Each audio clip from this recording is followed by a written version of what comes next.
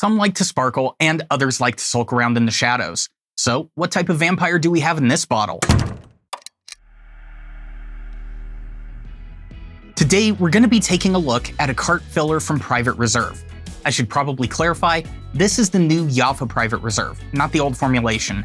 Come to think of it, I think the old Private Reserve actually went away before I started doing YouTube videos.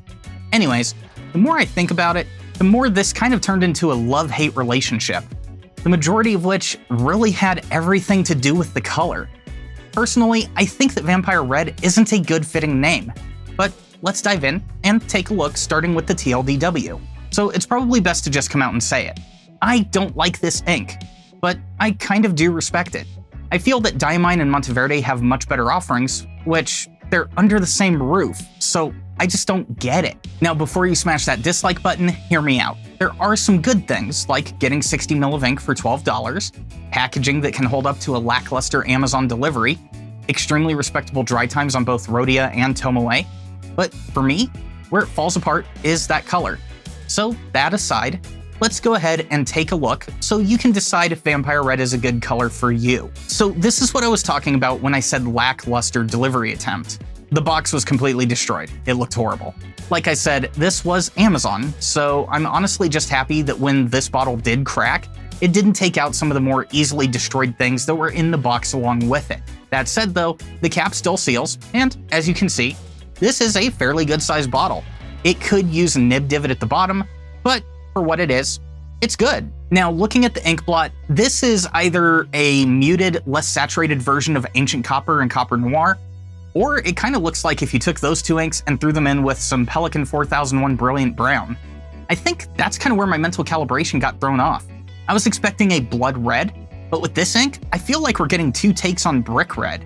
On the lighter tones, you got a sandstone painted desert vibe, which I'll admit isn't that bad. And on the midtones and darker tones, this ink is more of an auburn meets red meets low point IPA. I mean, that being said though, this ink does transition very nicely from those lighter tones to the mids and to the darker tones. As we move on to dry time, this is what I consider to be the best property of this ink.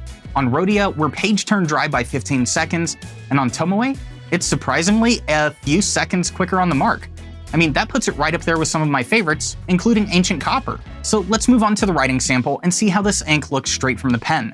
Starting off on Rhodia, I'm not going to get as much dynamic range as I would like to see from this cross medium, and if this was audio, I would say that somebody definitely pulled down on the compression threshold.